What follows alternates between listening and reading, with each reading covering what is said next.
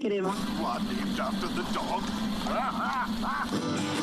The Nation of Jake on NewsTalk 98.9, The Roar of Memphis.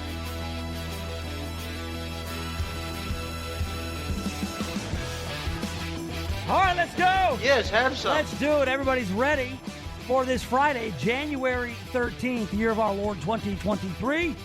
Overcast and 38 degrees.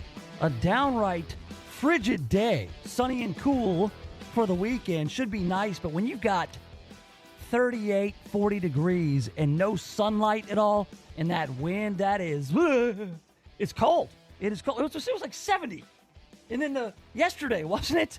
Yesterday morning was like 70 degrees, and then boom, today, 38. Might get down a little lower. Going to get down to 28 tonight, so below freezing. So if you get any plants outside, you got to bring those in. And it is Friday the 13th, so we know that anything that could go wrong today will. That is, if you are superstitious or even a little bit stitious. So let's get this started on the Rick's Powder Coating text line. I would advise you to avoid black cats, don't walk under ladders, and do not, under any circumstance, fill in the blank. What is your superstition? What is something you will not do? Or what's something that you always do for fear if you don't, you will somehow be punished? You know, I know a lot of people, do you kiss the clock at 11:11? Or you like kiss your hand and hit the clock? Or do something at 11:11? People in my life, for whatever reason, have always touched the clock or made some sort of gesture at 11:11 if you were to see it was 11 past 11 a.m. or p.m. I don't know. What do you do or what do you not do here on a day like Friday the 13th? Oh, man, watch out for Michael Myers and Freddy on a Friday the 13th. So what is your superstition? That's it. That's the music. The Friday the 13th music. 683-0989. 683-0989, the Rick's Powder Coating text line.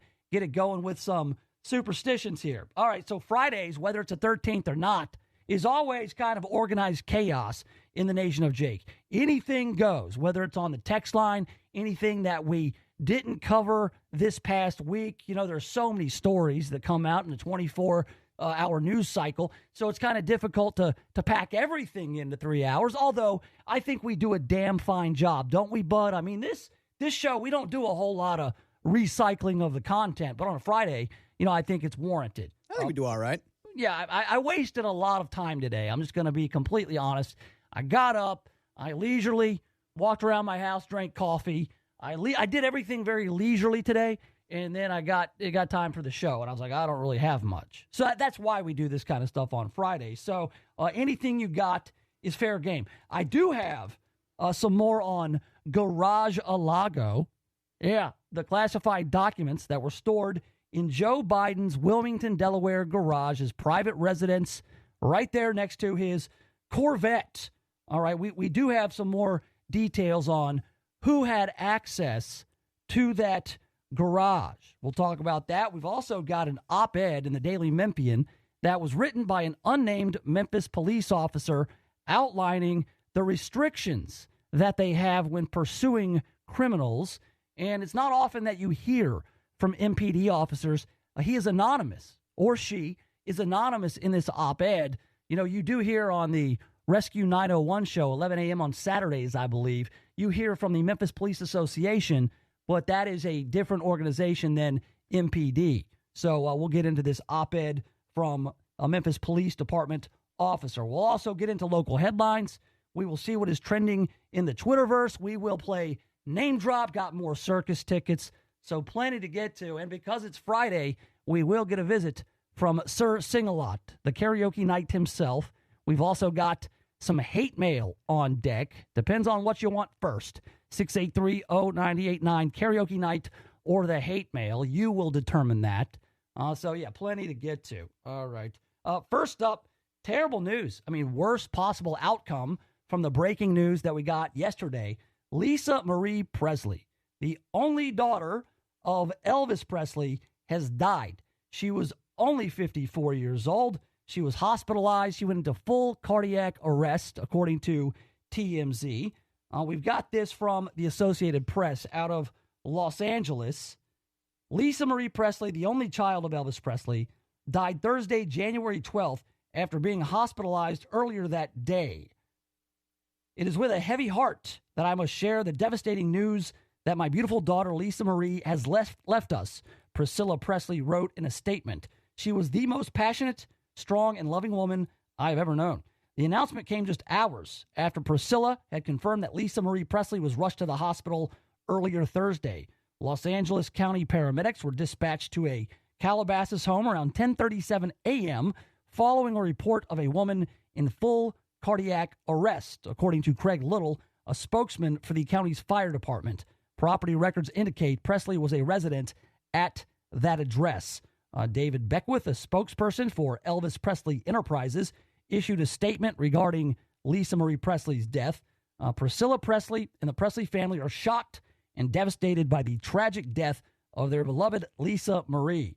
They are profoundly grateful for the support, love, and prayers of everyone and asking for privacy during this very difficult time. Now, Lisa Marie was just at Graceland last week on Sunday, January 8th, commemorating what would have been the 88th birthday of her father, Elvis Presley.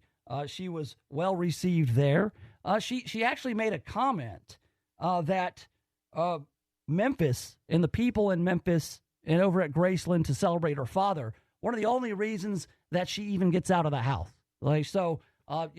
Judging by that statement, she's not somebody who would go out a whole lot. We do know that Lisa Marie, tough life. I mean, losing your father, first of all, being the daughter of the king of rock and roll, that could not have been easy. He died when she was 9 years old or so. So losing your father at 9 years old.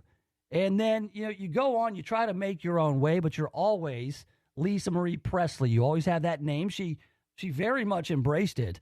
But then there was that time where she went and married Michael Jackson. A lot of people my age will forever remember that because I was in high school and I thought it was the oddest thing. There was like this bringing together the king of pop with the daughter of the king of rock and roll. And, I mean, nobody bought that. There was that awkward kiss on stage. And then that was kind of like Lisa Marie's, one of the touchstones of her career. She put out some albums. She had her own music career. But again, I mean, you're living in the shadow of the king of rock and roll. Very hard to do. And, of course, her loss. Benjamin Keough, her son, who passed on way too soon. I mean, he was very young when he passed away. She also, she had problems with addiction, as goes with situations like that. So, I mean, there are a lot of people who they see a 54-year-old woman. She seemed fine just a week before at Graceland, celebrating what would have been Elvis's 88th, Elvis's birthday. And then she seemed fine at the Golden Globes, where she was there with Austin Butler, who I guess won a Golden Globe for his portrayal of her father, Elvis, in the Baz Luhrmann Elvis movie. And people are saying, what happened? I mean, 54 years old, she seemed fine yesterday, and then boom, cardiac arrest. Well, a lot of stuff can happen. A lot of stuff can happen. Lisa Marie Presley, heart problems run in her family. Also, she had her own problems with addiction, and so that might have had something to do with it. I referenced yesterday, I mean, there were some people on the text line who were speculating that this may have had to do with drug use, and there could be that. I don't think that it's right to speculate about that, but feel free to do whatever you want. But I did make the reference to Pulp Fiction because she had to be revived with epinephrine. So she was in full cardiac arrest. So that was probably a very harrowing situation.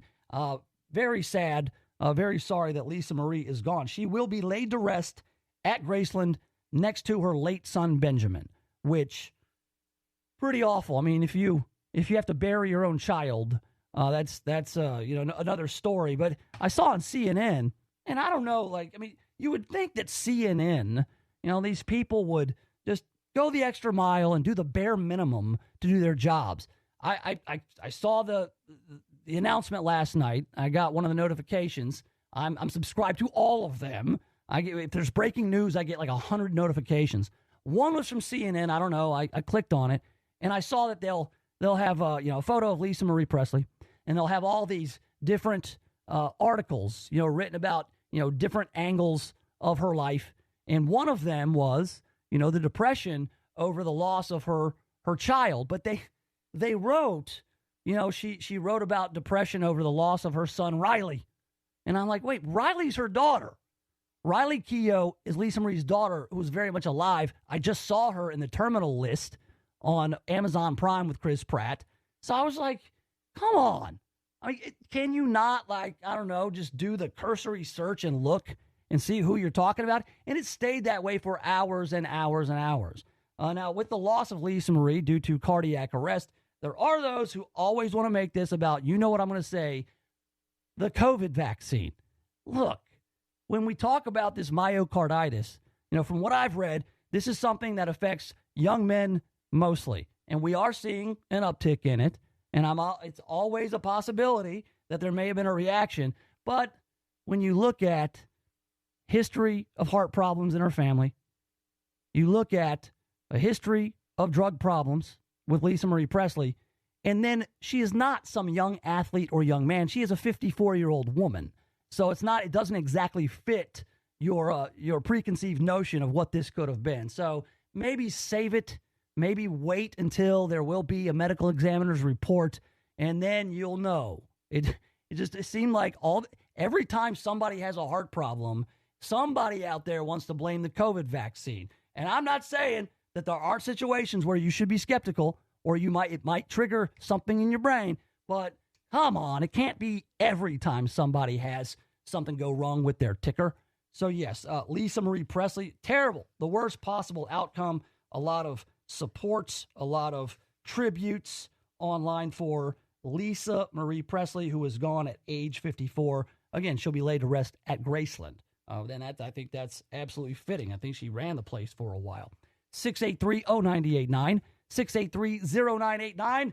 Oh, it's a free-for-all on the Rick's Powder Coating text line. I want to know, what are your superstitions here on Friday the 13th?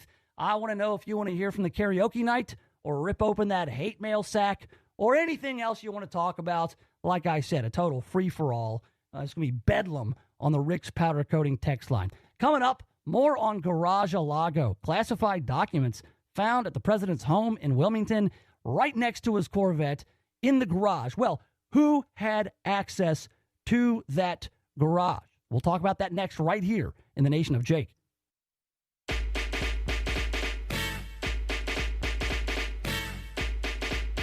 Friday the 13th. Yes, have some. In the Nation of Jake, 683-0989, 683-0989, the Rick's Powder Coating text line. If you've got superstitions, I want to hear about them. I really don't have a lot of superstitions. I'm a little stitious in that I always keep everything in the same place. I'm more a creature of habit, but I don't have any black cats don't bother me. I will walk right under a ladder.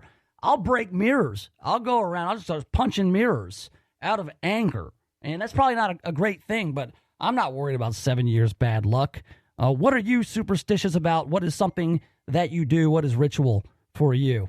Bud, you got any superstitions? Nothing pertaining to Friday the 13th, but there is the one. I know I've mentioned it here on the show. I don't. Whenever you have a hobby car, you don't fix everything. You leave one thing broken, because if you fix everything, something's going to break. Okay, yeah. So just something minor, you leave it broken. Do you think that President Biden does that with his Corvette Stingray in the garage? You think that he leaves one thing broken? I doubt it. Okay. I would think he would probably just, with his money, just take it to whoever and just say, do everything, and then just sign the check. All right. Now, with regards to Garage-a-Lago, yesterday, classified documents were found next to his Corvette in his garage. Peter Ducey from Fox News called him out. And the more I thought about that whole exchange, what were you thinking? And the whole, it's in a locked garage with my Corvette. The more I thought about it, the more I realized I couldn't not do this. And by the way, my Corvette's in a locked garage, okay? So it's not like you're sitting out in the street. But at any rate, in a locked garage. Yes, as well as my Corvette. I got Corvette Stingray. I've got a mildewed lampshade. I've got top secrets. I got documents. Unbeknownst to me, yes I do. I do? I got fridge full of beer, boxes from Amazon. I've got these folders, some are classified, from when I was VP. Yes, I do. I do. In the garage, not a safe, next to my Corvette Stingray. In the garage, there's nothing wrong. It's where Hunter keeps his bong. In the garage. Yeah, you can't not do it, right? In the garage.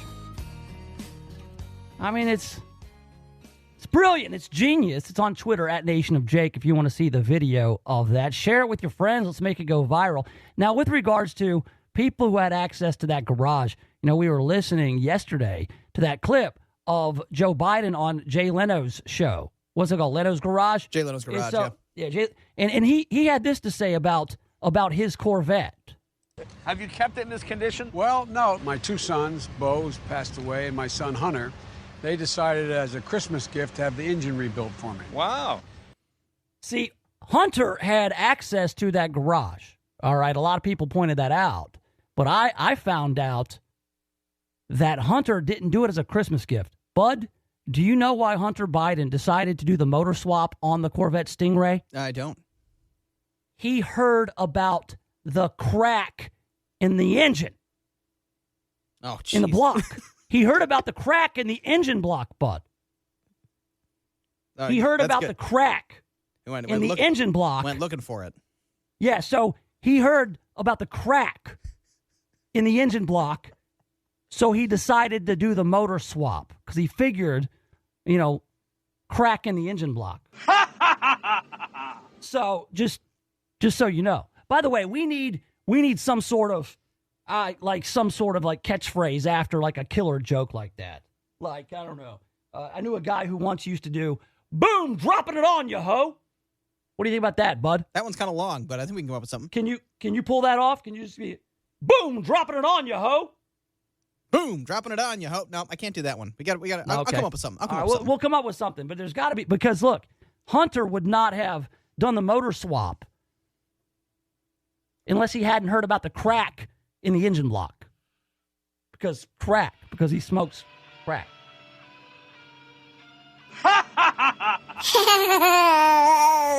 That was a long way around to that joke, wasn't it? I mean, I wrote a whole song to get to that joke. All I wanted to do was do the crack in the engine block joke. All right, karaoke night or hate mail, it's your choice, 683-0989.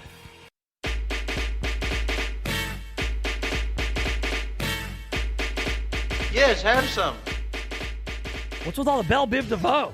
Yeah. I mean, I love it. I love this song. Poison's one of the best, man. Miss a kiss her lover. That girl is... Sing it, bud.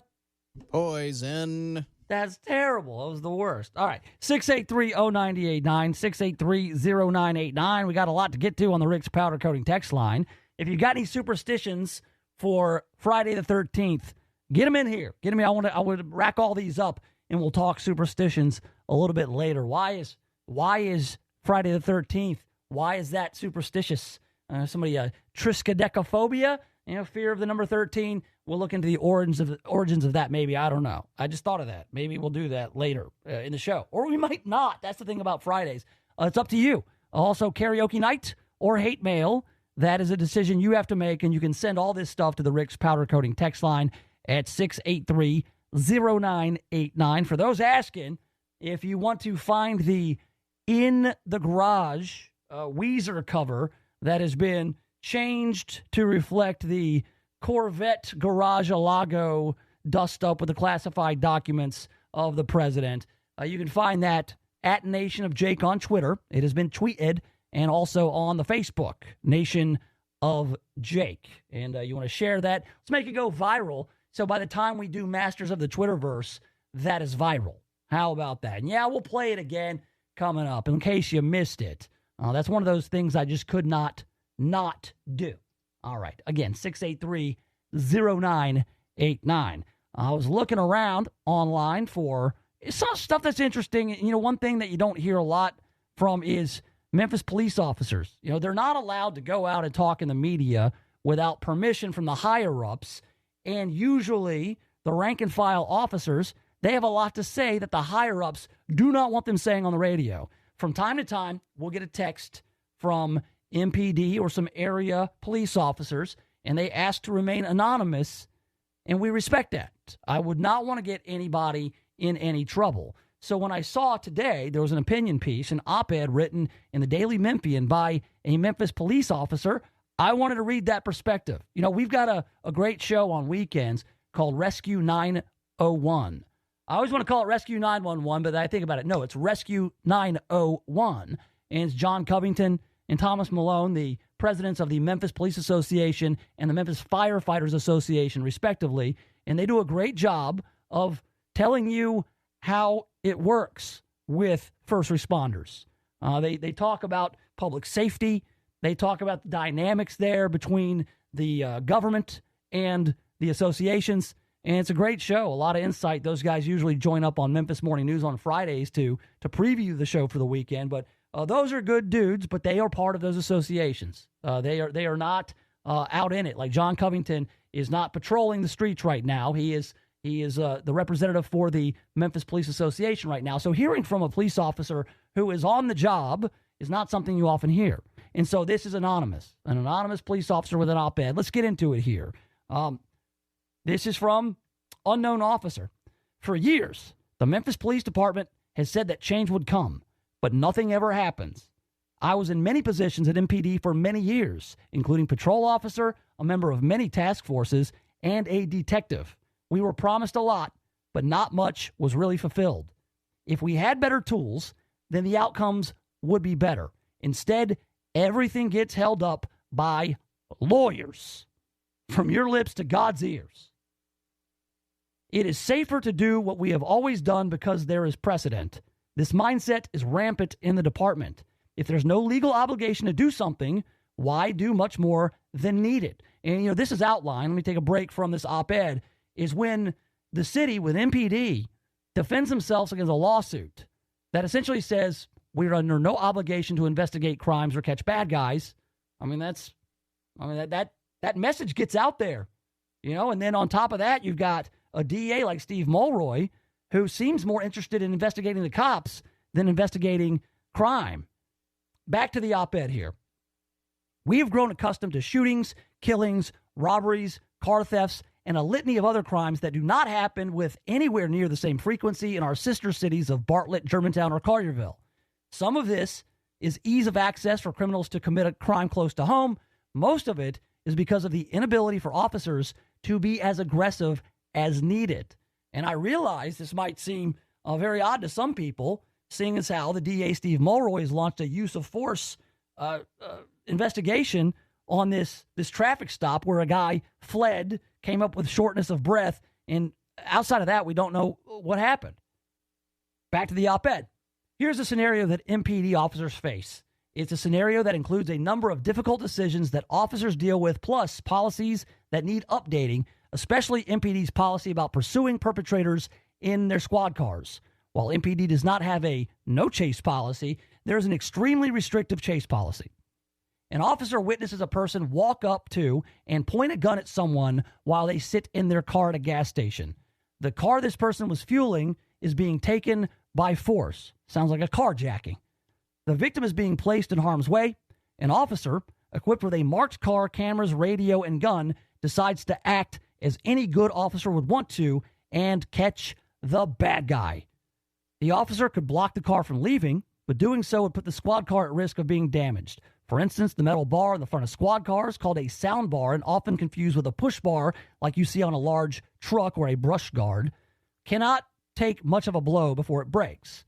Believe it or not, breaking this sound bar would violate department policy and thus place the officer at risk of an unpaid suspension and put a mark on their record that would be held against the officer in the future. For example, if an officer breaks this sound bar a second time, then that officer would be suspended without pay for 2 days after the second time. This creates a disincentive for officers to intercede with said squad car. Let's continue the scenario. The suspect at the gas station gets into the car they've now stolen and pulls onto the street to flee. The officer, being prudent and following policy, uses the radio to notify dispatch of the situation, the direction of the stolen car is where it's going, and so on. The dispatcher would, in turn, relay that information to other officers so that the appropriate personnel can head towards the suspect. This would also notify the officer's supervisor, who would then listen in to what the officer is doing. But what happens is that the supervisor who is listening tells the officer to stop chasing. It's too dangerous to pursue, that supervisor says. Instead, the officer is told to return to the scene and assist with filing the report. So the supervisors say, let him go. Do not chase them. It's too dangerous. Meanwhile, the carjackings happen daily, and the person who stole that car will often go on and commit a plethora of other crimes, more carjackings, other robberies, thefts, and God knows what else. Yet officers are often almost paralyzed to do much more than what occurred in that scenario. Some supervisors do let some officers chase a suspected criminal, even though the MPD policy almost always tells officers not to chase. These supervisors recognize that crime is rampant and someone must do something. Per MPD policy, there are two issues constantly at play during any pursuit that would automatically terminate the chase. The first of these occur naturally, in the sense that a chase can be very dangerous, but the second issue occurs because the poor mechanical state of most Memphis Police Department cruisers. It's fair to say that the vast majority of the Dodge Chargers used by MPD have a check engine light on. This alone would fall under the mechanically defective category. All right, so there's more to this. Here are the two issues that require an officer to end a chase per MPD policy. When the pursuit has reached an unacceptable level, as defined in Section 2 of the policy, and when the officer has reason to believe that his or her police vehicle is mechanically defective and otherwise unsafe for pursuit or emergency response. Well, if they're all mechanically defective, then number 2 would apply, wouldn't it? As I said, the pursuit is dangerous. To be fair to the department's policy, a chase is likely to meet what everyday people view as being unsafe. You will speed excessively. You will likely run a stop sign or red light. Car chases are not typically done at posted speed limits or follow traffic laws. But what would the public at large wish for the police to do?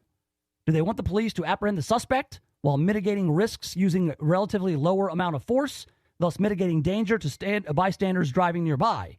Typically, in a daily staff meeting, this is good stuff. I mean, you're getting a look inside what police actually go through. In a daily staff meeting, police are told to not even attempt to chase a car that is simply stolen. This is probably a good policy. There's no point in risking the general public over just a straight-up stolen car. And as much as that is hard to hear, it's probably true and correct. But now it is becoming more and more prevalent that carjacked vehicles and cars used in other violent felonies are not being chased. So it's one thing, the car that is stolen from a parking lot where there's no carjacking, there's no use of force, there's no threat of bodily harm or injury.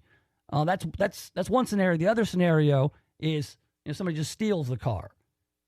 Now, when a chase does occur, the officers are at a serious disadvantage. Even when an officer can get close to a suspect's car during a chase, all the officer can do is watch the suspect until that car wrecks or the suspect bails from the car. The former happens often, typically at intersections and with other cars. Thus, the suspect fleeing has victimized yet another person. Hopefully, nobody is hurt in that scenario, but if they were, then the city of Memphis may be held responsible and a lawsuit will likely occur. Yet the entire ordeal could have been avoided before the chase began if the original officer had simply been empowered to pull bumper to bumper with the car when it was originally stopped. So this is kind of like the minutia.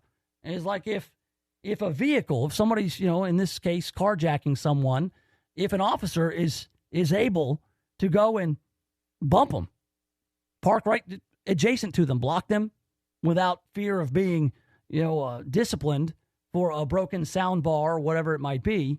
I mean, didn't we read that they just wreck cars all the time? I mean, there's fender benders, there's all kinds of stuff. So, I mean, getting into the minutia is sometimes what you have to do. And this goes on. A lot of different scenarios, but this is just one small part. The chase scenario. I mean, is this indicative of what all the department policies are with regards to police officers and their ability to be aggressive in chasing these folks down? Because right now, I mean, you've got a situation where criminals, they are, for whatever reason, emboldened. They also know what the police can and can't do. If you want to talk to an expert on what the police and their abilities and how aggressive they're allowed to be, talk to a criminal. They probably know better than anyone what the police can and can't do. Because all that kind of information, that has a lot of value, and that gets passed around. I mean, people function on incentive only. And so you have an upside down value system when you say, hey, just let people run away, let them go. Don't chase them. I think there are some policies like out in Germantown that are like that, is don't follow anybody, just chase them back off into Memphis. Like, I think that might not be an official policy, but that's what cops are doing over there. They don't want to write the report. You don't want a crime spike in Germantown, in safe Germantown. It's highly political, but these things are going on. So, I hope to see more of this kind of stuff. There are many, many facets of MPD and police work, technology, protocols, all kinds of things that you would be shocked that police just can't do. Like, they're just not allowed. I mean, things that make a lot of sense to you and me, the police are restrained. And there needs to be some restraint. I mean, we're talking about police are the ones enforcing laws. Laws are the government. And we have a system that restrains the government and overreach. But you're looking at crime, at a fever pitch in Memphis. It is stinking up the place. In fact, I mean, that's the title here of this op-ed. It's in the Daily Memphian if you want to read it. Opinion. Memphis has a lot of potential. Let's not allow criminals to steal that from us too. And it's pretty in-depth and gives you a lot of details on what cops can and can't do and how to make it better. The overall goal, going back to the op-ed here where it's finished up, my overall goal in writing this is to get better tools and training for the officers on patrol. I'm also writing this because it is a hard thing for the working officer to be heard. But our crime is skyrocketing.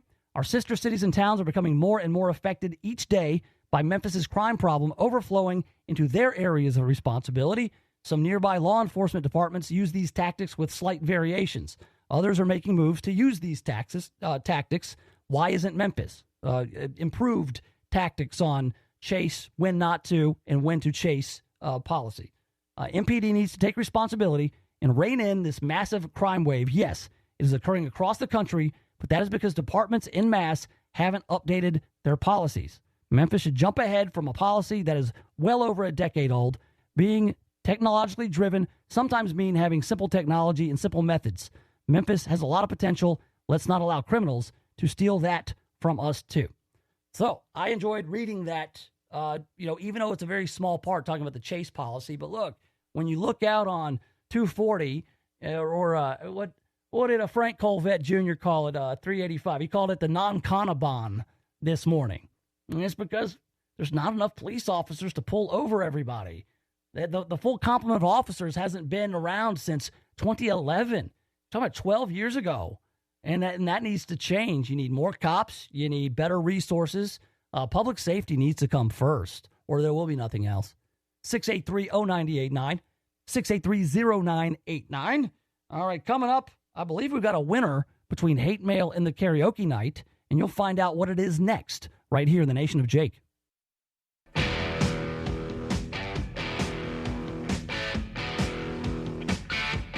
All right, welcome back. Yes, have some. The Nation of Jake, NewsTalk 98.9. The Roar of Memphis. 683-0989 is the Rick's Powder Coating text line. Look, I wasn't anticipating getting this kind of hate mail. What is this? BS, another liberal station in Memphis. What did I say that was liberal? When I was talking about the op-ed, when I was pretty much relaying what a Memphis police officer had written in the Daily Memphian, I don't know. Was it because I don't think that Memphis police officers should go put people's lives in danger by chasing down somebody who stole a car that you can just go later go get because you've got all the information on it. Or I believe maybe you should reserve the chases for fleeing felons or people who actually hurt people, carjack people, beat people up. And I don't know what I said that sets you off, my man. But I think the hate mail is coming up next hour. So maybe we'll add your concerns to the hate mail. Also, we are doing some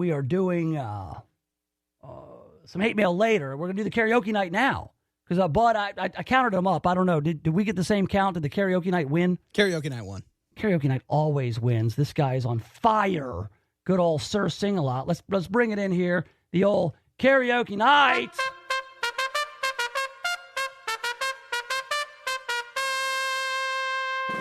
I am the karaoke night. Medieval interpretations of your modern rock and roll incantations. Lift me up with harp and lyre, and all hail to me, the karaoke night. All right, the way this works is Sir Sing-A-Lot rolls in here. He performs one of his songs, which is actually a famous pop or rock song. Something classic, something that you probably know, except he sings it as his medieval, old school, old English vernacular. All right, so what we do is we listen to it. We listen to the song, and then you decipher the night speak, and then you text on the Rick's powder coating text line what the real song is. So, and look, here's the thing. There's no prizes for this. This is just something that people love to do so much that we always bring Sir Sing-A-Lot back in to do it. People like the challenge. Not every game has to have a prize. Sometimes, like when you do a crossword puzzle, do you expect some sort of prize? No. And this is better than a crossword puzzle. So without further ado, here is Sir Sing-A-Lot himself, the karaoke night. 'Twas declared ye be not welcome in this realm. Do not wish to lay eyes upon thy visage, thou best vanish. Flames be in the stare, and thy words leave no doubt, so be gone! Simply be gone! I advise you to dash and do all you're able. Do not wish to witness bloodshed, don't be too prideful. Ye aspire to be rugged, best exhaust all options, so be gone! But they long to be fierce, simply be gone! Be gone! No man wishes to be conquered, revealing how unorthodox and tenacious be thy metal. Inconsequential, who be correct or mistaken, so be gone! Simply be gone! All right, there you go. That was aggressive. Sir Sing-A-Lot, very aggressive on this Friday the 13th.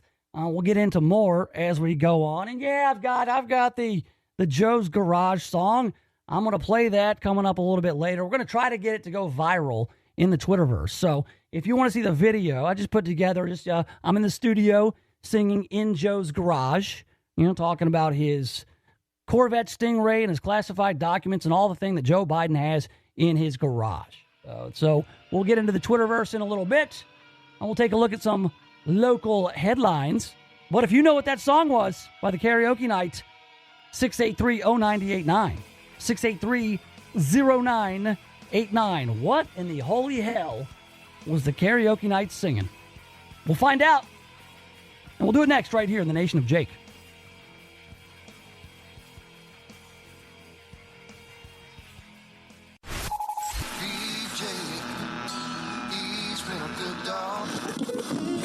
What, named after the dog? The Nation of Jake on NewsTalk 98.9, The Roar of Memphis.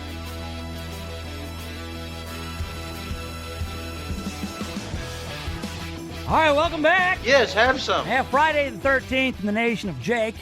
I'm not superstitious. Are you? Are you? What did...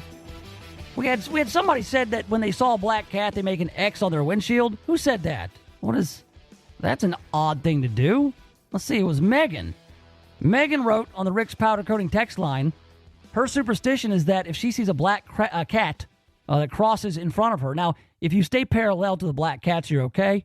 But if they actually go perpendicular to you, then yeah, that's bad luck. And so I guess putting an X on your windshield mitigates that problem. So I guess, is that a hex? Is that warding off the bad luck of a black cat crossing your path? If you've got any superstitions, we'll get into that in a little bit. We will also rip open the hate mail sack. We'll do that coming up. We'll see what is trending in the Twitterverse. We've got some local headlines coming your way. Also, this whole gas stove controversy. I'm not going to act like I don't understand it, but am I to believe now that if you are conservative, you have to have a gas stove, and if you are liberal, you have to have an electric cooktop? Because I've got an electric stove, and I don't want people to think that I'm liberal. I already got a guy thinking I'm a lib on the Rick's Powder Coating text line because he thought I said something I did not say. Trying to work that out right now. Maybe we'll work it out with hate mail a little later. Before we get into our local headlines, we have some unfinished business from the karaoke night. And that's right, Sir Sing-A-Lot, he brought us a song. This is a classic hit song that everybody knows and everybody loves. It sounded a little bit like this from the karaoke night. Yes, simply be gone, be gone. No man wishes to be conquered, revealing how unorthodox and tenacious be thy metal. Inconsequential, who be correct or mistaken, so be gone, simply be gone.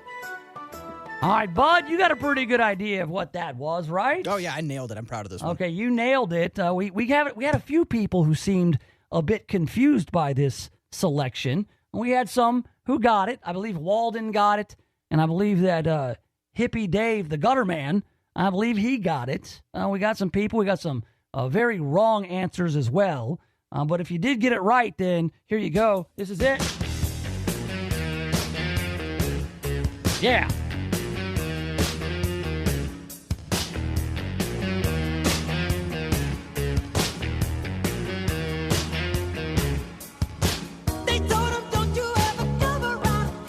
Yeah, a little beat it.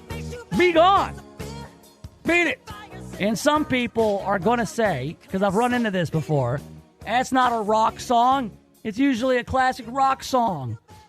You listen to that? You listen to that guitar right there? You can't tell me that this is not a rock song, man.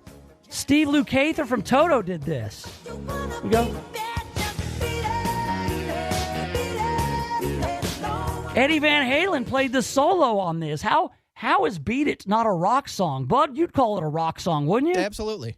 That was back when rock and pop and all that. I mean, you had on pop radio, on top 40 radio, you had Huey Lewis, you had Michael Jackson, and you had Van Halen, all like in the top 40. And then things all started going in their different directions with, the distillation of all the different formats. But back in the day, that is a rock song. I will not be convinced that when you've got the guy, you got Steve Lukather who did the, I mean, that riff is awesome. And then Eddie Van Halen, he goes in one take and does the solo on that track for free. He just went in and just did it, one track, one take. That's good. It's perfect. He was known for that kind of stuff. So there you go. Another selection from the karaoke night. All right, we've got plenty of local headlines. Here in the Nation of Jake News Network, always looking for breaking news as well. Of course, a big national story. It hits close to home for us in the Memphis area. Lisa Marie Presley dies at 54 after hospitalization due to full cardiac arrest. Again, just 54 years old. Tragic death of Lisa Marie Presley yesterday during the program. We read about the TMZ reports that she suffered cardiac arrest. And just a week ago, she was celebrating at Graceland what would have been her father's 88th birthday. And then she was at the Golden Globes in support of Austin Butler, who I guess won a Golden Globe for the Baz Luhrmann Elvis movie, in which he played her father on the silver screen. And so, again, we don't know other than she had to be revived with epinephrine. We don't know. People want to speculate a lot. A lot of people want to throw out, did she get the COVID booster? I don't think that's appropriate at this point. But man, you look at it.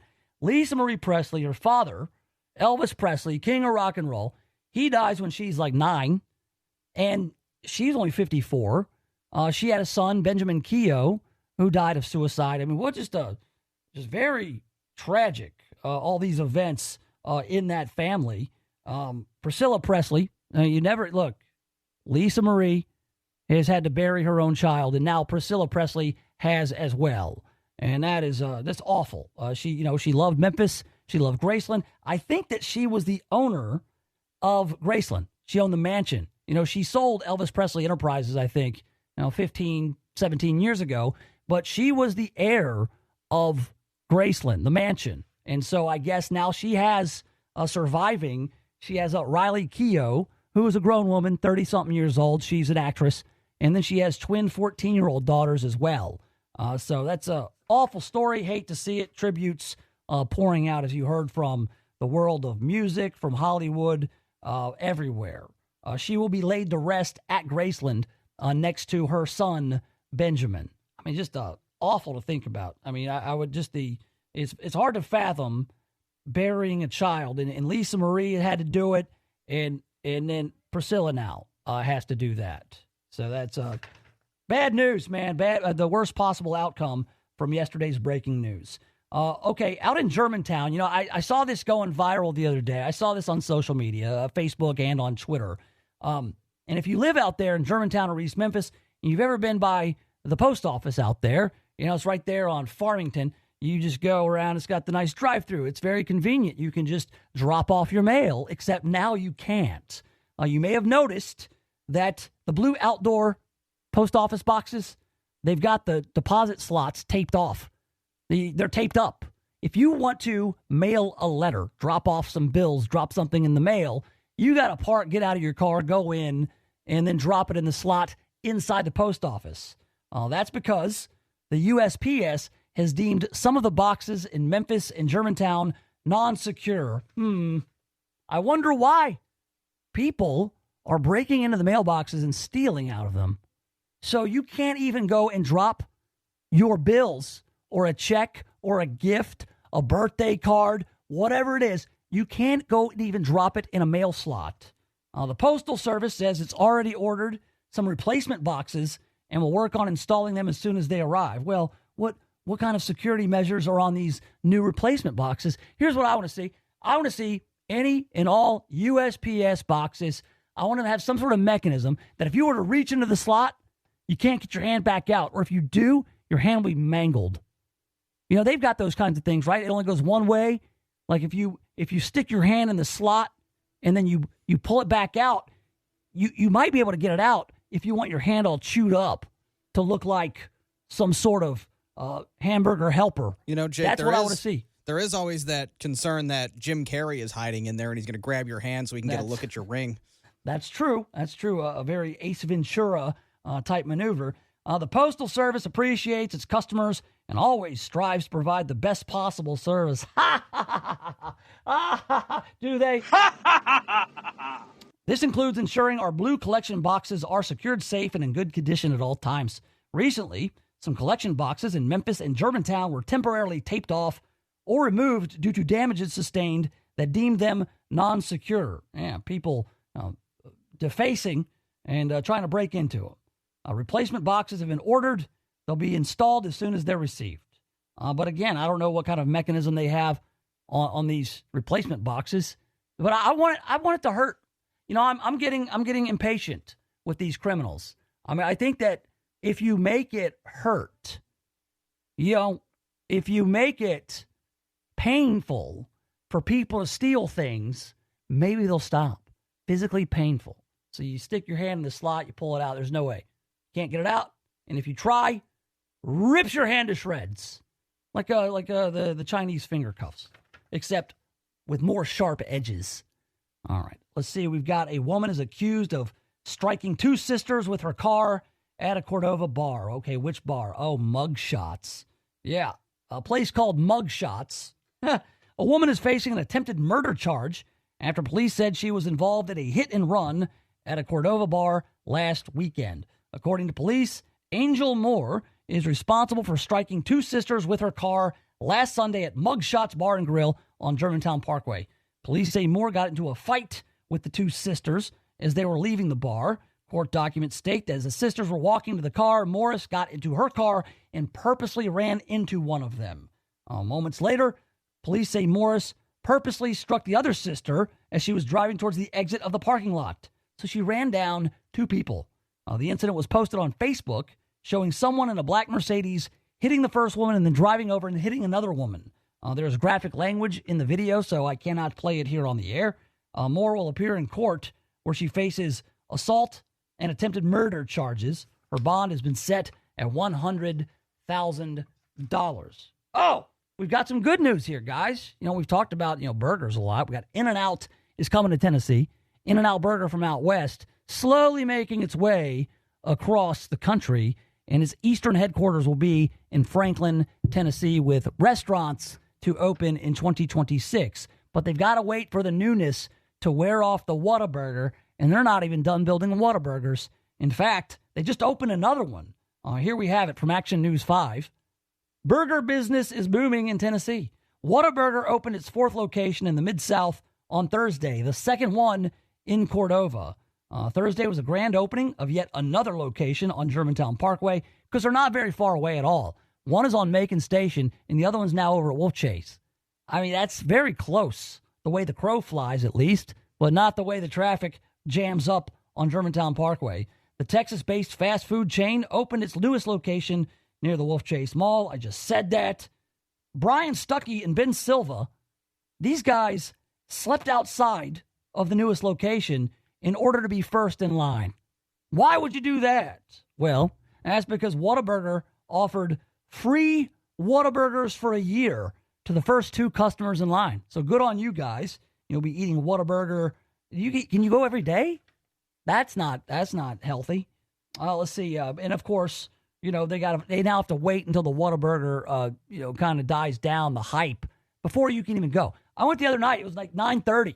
I was driving out to my dad's in Lakeland, and I said, hey, maybe I'll stop by the Whataburger. I haven't been yet. And I went, it was 15 or 20 cars deep in the Whataburger line at 9:30 p.m. That's too late to be eating Whataburger. I just wanted, maybe to take my dad a burger or something.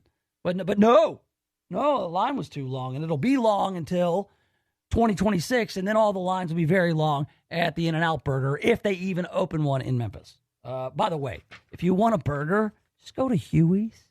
Just go to Huey's. Just go to the great Tommy Boggs legacy, Huey's. Tommy Boggs, by the way, was my grandfather's paperboy back in the day. My grandfather loved Tommy Boggs. Loved him. More than his own children. All right. 683-0989. 683-0989. What, we got a story from Tom? I think Tom is going to tell us about his car getting stolen, or a car getting stolen. And we'll talk to Tom next, if all goes well. Keep it right here. This is the Nation of Jake.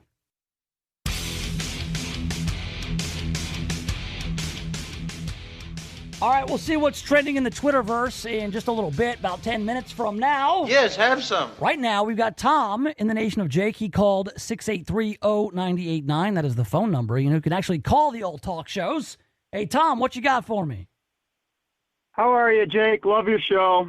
I've listened to radio for a long time, and your knowledge of across the nation, yet local, is vast. It's terrific. That's the goal, my man. Long story short, we moved down here from south side of Chicago, Orland Park, actually, to get away from a lot of the junk and garbage that this topic is hitting on. My son plays volleyball out at a church in Bartlett, and about, 5-6 months ago, I told my wife, we got to go see him play. So 8, 9 o'clock at night, we go out to the Bartlett church, and we're watching them play for about an hour and a half. I come out, our truck's gone. About 6, 7 vehicles got busted into, broken glass everywhere. All the kids that went to play and use this church got all their stuff stolen, and they actually got a hold of my truck and stole it. We probably had the police there within about 20 minutes after it got stolen, and the officers were like, I'm like, it's a brand new 22. It's got serious. You can track this thing. They wanted no part of it.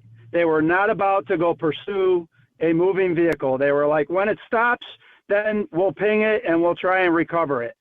And that's their everyday process. There's no punishment for stealing a vehicle. Well, yeah. I mean, look, I get it, man. That the frustration has to be unbelievable. I mean, you walk out, the feeling of the violation, number one, and then you're like in a real conundrum. You're like, well, where's my car? But you pay for these vehicles that have all the tracking, the OnStar, the nav, whatever it is. So it's like, hey, go look for it. I mean, can you track it on your phone yourself, Tom? I do. I'm sure maybe there's an app you can do that, but I didn't have it. What's funny is I had a Yeti cooler in the back, and they tossed it out the window a block away because it had a little keychain on it that looked like a tracker. They threw a $300 Yeti cooler out the window because they were afraid of that. How dumb is that? But what really stuck in my mind from all of this was about a week later, that school teacher that was jogging at 4:30 in the morning that got murdered. Yep. The first thing that shoots through my head is maybe that might have been the perps. Maybe they had a chance at catching these guys. They could have cut down crime a little bit. Maybe it might cost somebody a life. You never know. Well, yeah, the broken windows theory. I mean, if you let little things go, then the little things will become big things. I agree with you that officers, especially if you're giving them the resource, you say, hey, there's a tracker on it. Here's how you do it. It's got to be frustrating that they're not right there in the moment going to go track it down. But again, they're going to prioritize. You know, there are, again, I don't know if this happened with Bartlett Police or with Memphis Police. Bartlett. It was in Bartlett. Okay. Oh, well, I mean, okay. Gotcha. All right, but Bartlett Police are the ones who responded. I'm almost 98% positive. All right, because you get into a situation. There's parts of Bartlett that are actually Memphis. You know, it's a Bartlett area deal. It just depends on who responded. It seems like I just wanted to make sure that we're being specific here with like what if I'm what wrong, police responded. Then maybe if I'm wrong, somebody can clear it up. But I think it was Bartlett. Regardless, I mean they're going to look at, well, is anybody in danger in the moment, and why that's frustrating, and it is. I mean they have car thefts all the time, and that's really what you're getting to is there's so many that they shrug their shoulders. A lot of them will tell you straight up, hey, good luck. Hope it turns up. But this happens all the time. This happens so much that it's really not that big a deal anymore. Which that cannot happen. They're promoting that can't be the it. standard. They're promoting it. Yeah. Well, yeah. It's a terrible story. I mean, I'm sorry your stuff got stolen, and a lot of people say, well, it's just stuff. You got insurance, Tom, right? You got insurance. It affects all of us. Yeah, exactly. All of our insurance. Well, right, and it gets very expensive to live in a place when the crime rate is high. I've told the story before, Tom. Man, I remember getting insurance, my own insurance, because I was high risk, and I gave my zip code as Rhodes College, whatever the zip code is there, I forget, and they quoted me something astronomical. So I hung up, called them back, and I gave them my dad's address where I actually lived during the summers, and it was much lower. Hey, Tom, appreciate the call. Sorry you went through that, my man, but thank you for listening. Will do. Thank you, Jake. There you go. There's Tom. Yeah, man, walking out, watching your kid's volleyball game, and then boom, your car's gone. Everybody else has their car busted into. And that's low on the priority list. Whether it was MPD or Bartlett PD, they just, we have a lot of other things to tend to. We'll get to it when we can. That has to be maddening. Twitterverse is next.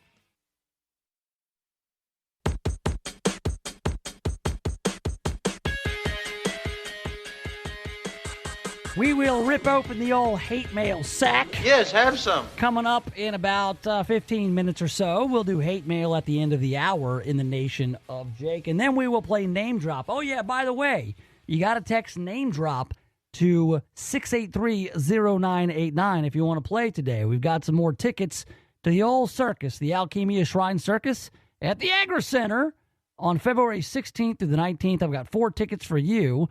All you got to do is play Name Drop. And if you want to get on the list, you can do that by texting Name Drop to 683-0989. Or, as we get closer to hour number 3, you can just call. We'll do it either way. We just want to make sure that everybody has an opportunity to go to the circus. see some clowns, see some sword swallowers, see some fire breathers, or whatever they're doing at the old Alchemia Shrine Circus these days.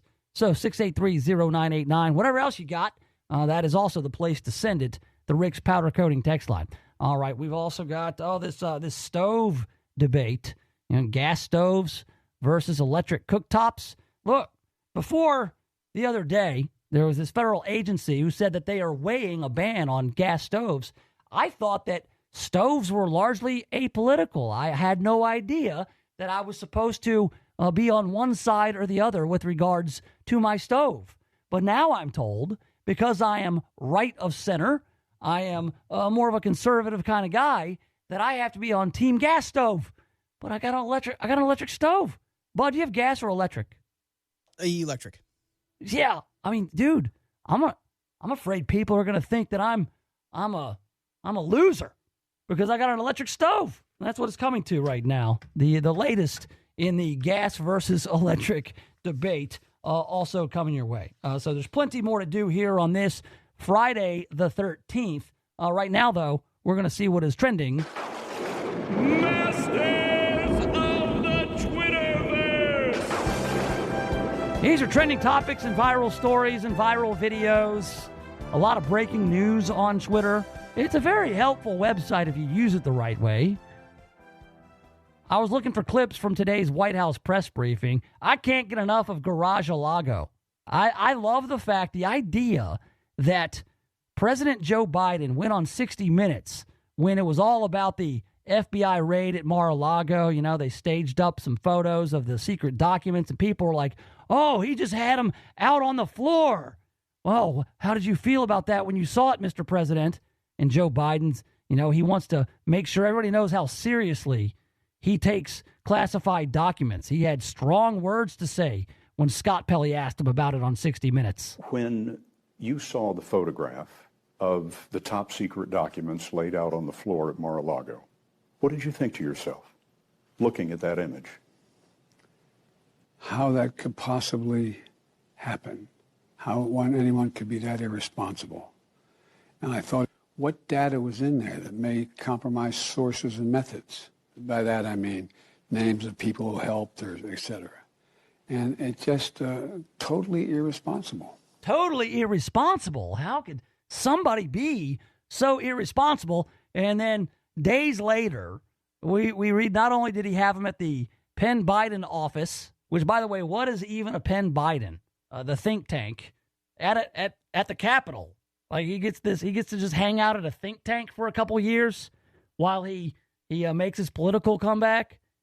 Classified documents there, and then in the garage is the big thing. Garage-a-Lago next to his Corvette. Peter Doocy with, I don't know how the president's people allowed Peter Doocy to ask this question when he did, but it was amazing. I'm so glad he did it because he forced President Biden to talk about this Corvette of his. And so the Corvette stuff, I can't get enough of it. I absolutely love this clip. Mr. President, okay. Classified material next to your Corvette. What were you thinking? What were you thinking, he says to the President of the United States. And by the way, my Corvette's in a locked garage. Okay, so it's not like you're sitting out in the street. But anyway, in a locked garage. Yes, as well as my Corvette. I got Corvette Stingray. I got a mildewed lampshade. I've got top secrets. I got documents. Unbeknownst to me, yes I do. I do? I got fridge full of beer. Boxes from Amazon. I've got these folders, some are classified, from when I was VP. Yes, I do. I do. In the garage, not a safe, next to my Corvette Stingray. In the garage, there's nothing wrong. It's where Hunter keeps his bong. In the garage. That's one of those things that's in the Twitterverse, right? But it's not trending in the Twitterverse. It's not gone viral yet. But you can go check out a video I put together. It's just me in the studio singing In the Garage, Joe Biden style, in honor of Garage-a-Lago. I appreciate the kind words on the Rick's Powder Coating text line. Rando says, fantastic work. I do have to say so myself. That was pretty fantastic. Hey, Bud the producer, what are you seeing in your timeline on this Friday the 13th? It's a tough act to follow, let me tell you. It really is, I came across this on my timeline. It originated in TikTok, as like a lot of things seem to do these days. To credit the creator, John the Wiggles is the name of his account. I've seen into the future for us, and it might be very horrible. This is his rendition of what radio is going to sound like when Gen Z takes over in like 2040. Sup, fam? You've tuned into 69.9 Bussin' Radio with the most goated sauced bangers on God for real, playing only W's that slap for your glow-up vibes. Now here's Doja Cat with her new song, Smack My Ass, parentheses, Dogs Go Bark. Smack my ass, dogs go bark. Oh, man. That's exactly what it's going to sound like, except they left out the sheesh. And they didn't say no cap. But yeah, no cap. Well, maybe that's old. He did put that in the description, though. Did he? Okay, no cap. My kids, I don't know. I guess my kids are Gen Alpha. I don't know. I think they're too young to be Gen Z, but they got a little Gen Z stuff. They say stuff like, man, Dad, that's sus. I'm like, what? That's sus. I actually know the origin of that one. Suspect or suspicious? What is that one? Suspect or suspicious. Either suspicious is really it's from a video game. Oh, is it? What video game? It's called Among Us, and it's okay. There's seven people. I know the little Among Us guys. Yeah, 7 people. I've seen them before. Or more than that even, but you 2 of them are imposters, and they're trying to kill everybody, and they're acting sus. And gotcha. So it's really just a shortening of suspicious. Yeah, the whole game is played in text, like when you're communicating, it's all in text, so they shorten everything. So that's where that came from. Okay, well, my kids say it all the time, and they like those little Among Us dudes. Yeah, I like just yeet as well. Like I yeeted that off the cliff. Yeet, that took me, like I had to look that up when I was like, what is it? What's a yeet? Am I allowed to say that? There is evidence that might have started on King of the Hill, actually. Really? Dale might have said that. I don't know. He made a noise when Dale he threw Gribble? something. Yeah. Dale Gribble. I love Dale Gribble. Rusty Shackelford. We've got another pigeon story. The second pigeon story this week on the Wheel of Weird. We talked about the pigeons up in Canada at the correctional facility that were carrying backpacks full of meth. And again, I don't know how a pigeon carries a backpack or flies with a backpack. I mean, what is the airspeed velocity of an unladen pigeon? And can it carry a coconut or a backpack full of meth? We don't know. These are questions that have been asked. This viral story here on the old Twitter is about director Michael Bay. Isn't he the guy who gave the Transformers testicles? Michael Bay. Yeah, that was Devastator in the second movie. All kinds of bad decisions made. Didn't he do the third X-Men movie? No, that was Brett Ratner. Yeah, he did do Bad Boys 2, which gave us one of the best car chases of all time. Well, that's what he's known. Michael Bay's known for big explosions. I mean, that's what you want. An Armageddon, Michael Bay film. Of course. Yeah, I mean, big explosions. Michael Bay. Thank you. Terrible dialogue. We're okay with it. Michael Bay is allegedly facing charges that a pigeon was killed during a film shoot 5 years ago in Italy. But he's denying that any pigeons were harmed. You know the little disclaimer they got after movies, no animals were harmed? Well, there could be a pigeon that gets caught up in one of the big explosions, on collateral pigeons.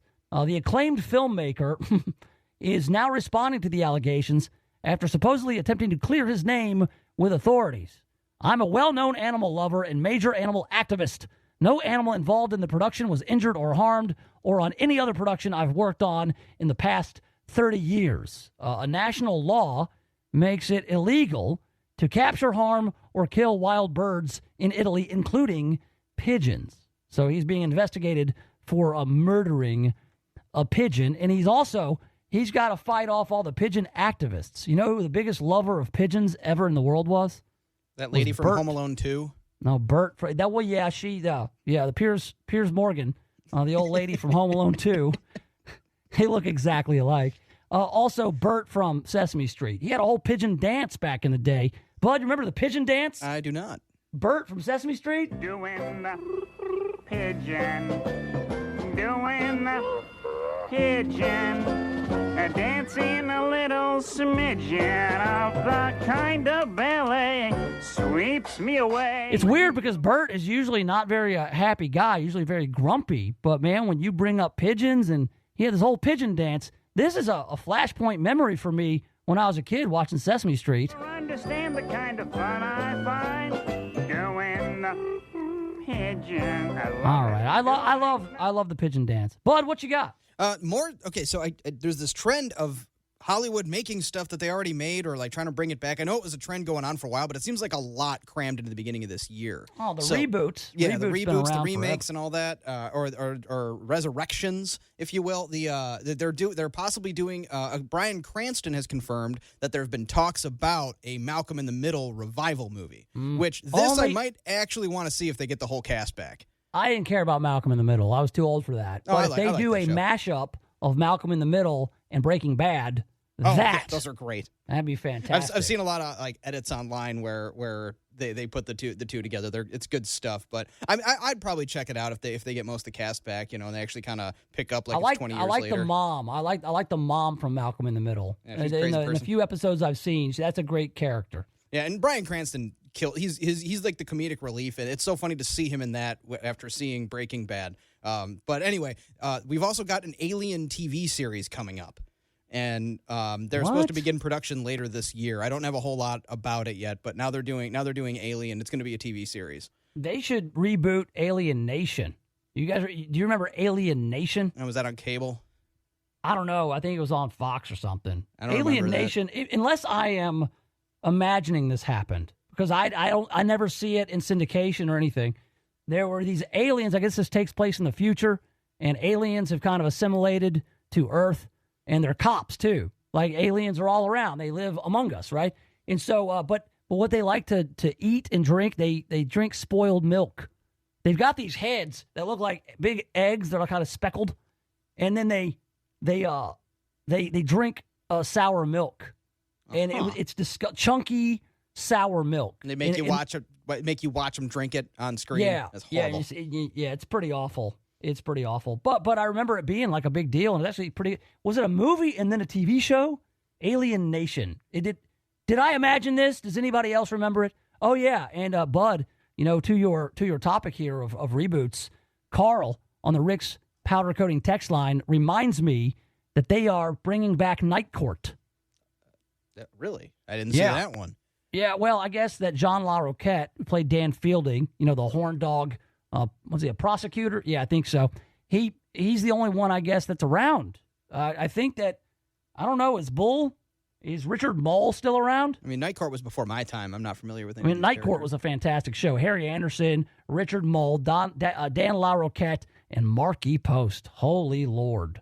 She was phenomenal. Yeah, And the most I've seen of that is the 30 Rock episode where they did like a Night Court thing. But even that was kind of lost on me. Yeah, they're going to ruin it. It's not going to be any good. Hopefully it will be. Maybe I'll check it out. All right, let's see. Hey, there's one thing I saw. We don't really talk much about it, but one of the best Twitter follows is the Brimley Cocoon Line. Do you know what this is? I don't. You don't know the Brimley Cocoon Line? This Twitter account will post whenever somebody reaches the exact age of Wilford Brimley in the movie Cocoon. All right? And so Wilford Brimley, he had diabetes. It's a right thing to do and a tasty way to do it. He was in a lot of family programming. He was also in The Firm, where he dropped the F-bomb. Wilford Brimley, you know who Wilford Brimley is, right? Oh, yeah, he has diabetes. Okay, yeah. Well, when he was in Cocoon, that was a movie about old people. And so, but he was only 53 years old in the movie, but he looked like he was 70. And so when you look at people who have reached the Brimley Cocoon Line, you're like, holy crap, how did Wilford Brimley look that old at 53? He's too old. Well, today, Carmen Electra has made it to the Brimley Cocoon Line. She's now like 18,530 days old, or whatever the line is. And she still looks really good. Carmen Electra, one of the most stunning women ever. And she still looks pretty good. So she is as old as Wilford Brimley was in the movie Cocoon. So there you have it. That's a note for you. Anything else, Bud? I talked about this a couple of weeks ago. The Last of Us is coming out this weekend. It's this Sunday night, premiering on HBO. I'm going to check it out. I'm a big fan of the game, and it's looking like it's going to be really good. Pedro Pascal and Bella Ramsey. I think it's going to actually be a pretty good show. It's a show that's after a video game. Based on a video game. A really like award-winning great game. Let us know how it is. And we'll expect that next week. All right. We've got some hate mail to get to. I got a couple of notes from people who do not appreciate some of my content. We'll get into that, and we'll do it next right here in the Nation of Jake.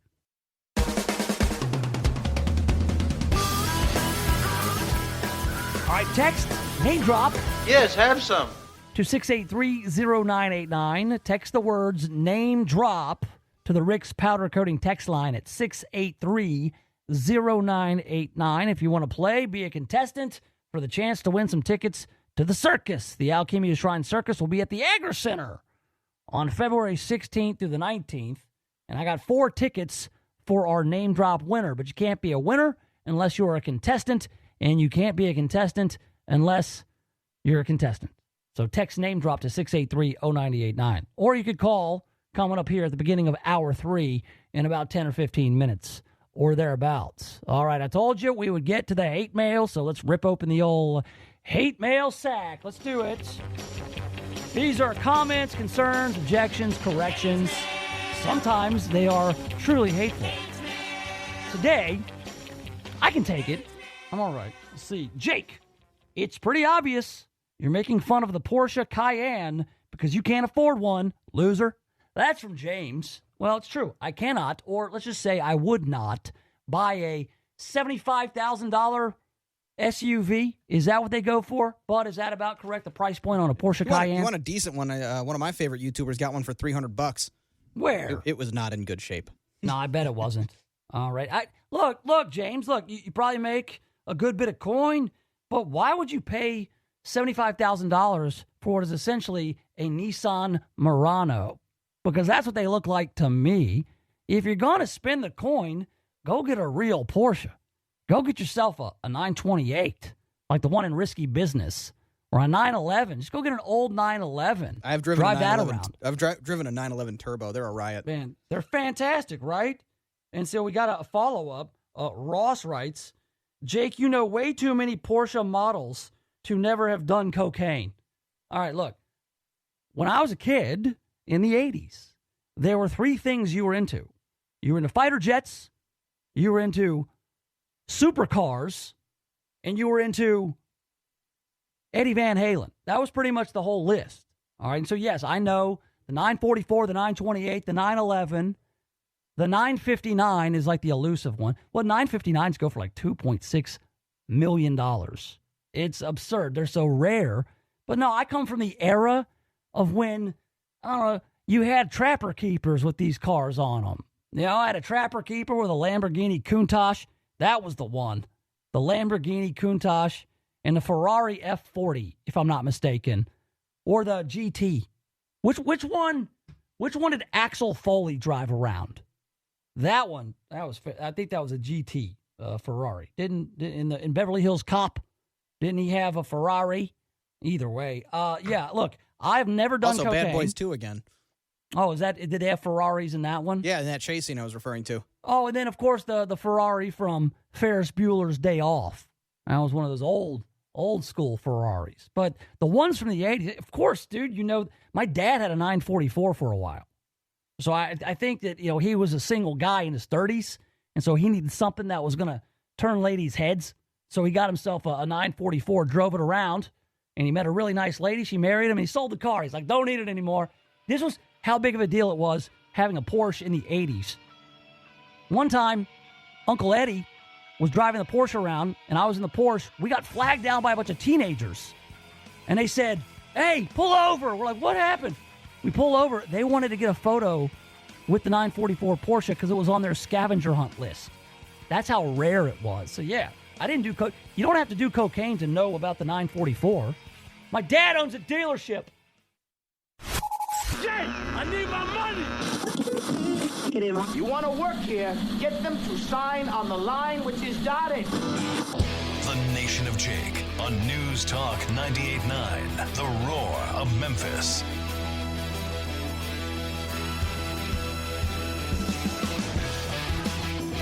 All right, welcome to the third shift. Yes, have some. Hour number 3 of the Nation of Jake, the last hour of this week on Friday the 13th. Do you have any Friday the 13th superstitions? We'll get into those in a little bit. Things you do not do. I think it was Megan who said if a black cat crosses her path, she makes an X on her windshield. Look, if a black cat gets anywhere near you, just stay parallel to it. All right, do what you can to stay parallel. Do not go perpendicular. From what I hear, that could cause 30 years frozen in carbonite. All right, 683-0989, 683-0989. That is the Rick's Powder Coating text line.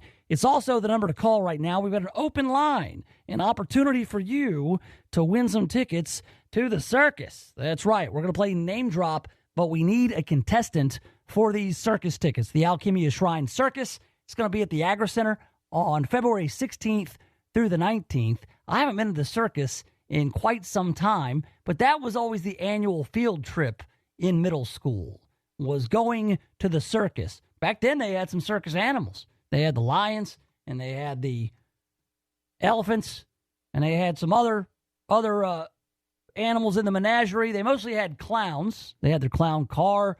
They had some trapeze artists. They didn't have much of a sideshow, although I'm not sure if sideshows are kosher these days. I think that that falls under some exploitation. Although you can see some bearded women. I've been to that Walmart on 64. You can see them there. So if you wanted to see any kind of circus freaks, they're all over the place, really. But at the circus, it's about a good time out there at the Alchemia Shrine Circus. 4 tickets to the circus for you if you want to play Name Drop. 683-0989. Call now. All right? I think it's time to play. Shall we play a game? What's your name, dude? Nation of Jake's 4 o'clock Name Drop. Drop! On News Talk 98.9. Say it! All right, here we go. Last name drop of the week. Bud, the producer, who is our contestant for Name Drop? Chris on the line. Chris! What's happening, Chris? Chris, what's happening? Hey, how you doing? I'm good. How are you? All right. Happy Friday. Yes, sir. What you got going on this weekend, Chris? Not much. Just relaxing, enjoying the long weekend. All right. We'll rock on. Do you have a favorite attraction at the circus? What is your favorite thing to see at a circus like the Alchemia Shrine Circus? Did they do those motorcycles in the cages? That's pretty cool. Oh, yeah. Oh, dude, phenomenal. Phenomenal if you've got some sort of stunt cyclists. You know, I like the unicycle guy, Chris, because the unicycle guy, there's always somebody out there. The other day I was out at the skate park with my kids. I wasn't there doing any skating. We were just kicking the soccer ball around, but there was like a little ramp and skateboard area, and my kids saw a unicycle kid, a guy on a unicycle, and I'm like, hey, you gotta be a little bit nuts to do that. But the balancing acts too, man. Those are phenomenal. So we've got the 4 tickets for the Alchemia Shrine Circus. Have you ever played Name Drop with us before, Chris?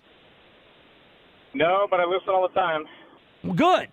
That's a good start. Name Drop's a simple game. I've got an audio clip. This is somebody who is making the news. Somebody who you can figure it out by either listening to their voice or listening to what they're saying.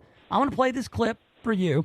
You listen to it. At the end of it, you identify who is speaking by dropping their name, and then you will win these tickets to the Alchemia Shrine Circus. Are you ready, Chris? I'm ready. Let's do it. All right, let's go. He's fading fast. He's a proven loser. He cost us the House at 18. He cost us the White House in 20. He cost us the Senate again and again. And I think we all know that, and I think we're moving past Trump. I really think that's the case. I can't imagine him getting the nomination, frankly. And I don't mean this because I don't want him to get the nomination. I just don't think he will as an analytical point. The thing that's that I take solace in with all the machinations you saw last week, most of that wasn't personal. Most of that was around fiscal responsibility. Most of that was about a concern about spending, inflation, and debt. That's great. All right, Chris, drop that name. That Kevin McCarthy? You're on the right track, Chris. I'm going to give you a little bit of a leash here. You're on the right track. That is not Speaker McCarthy.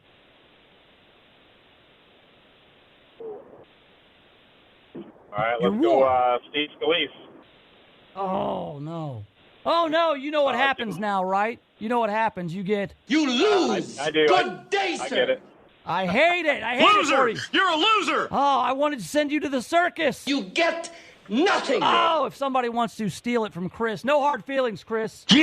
But get off the phone. We got to make way for somebody else. We got somebody else wants to steal it. Bud, who's going to steal it? Ann is on the line to steal it. Ann. Hello. I have no idea. So. Oh, so you got on the line to steal it, and then you don't know? I didn't. I've never give it a guess? I thought I'd listen. You don't want to guess? No. Drop hang any on. name. Any name.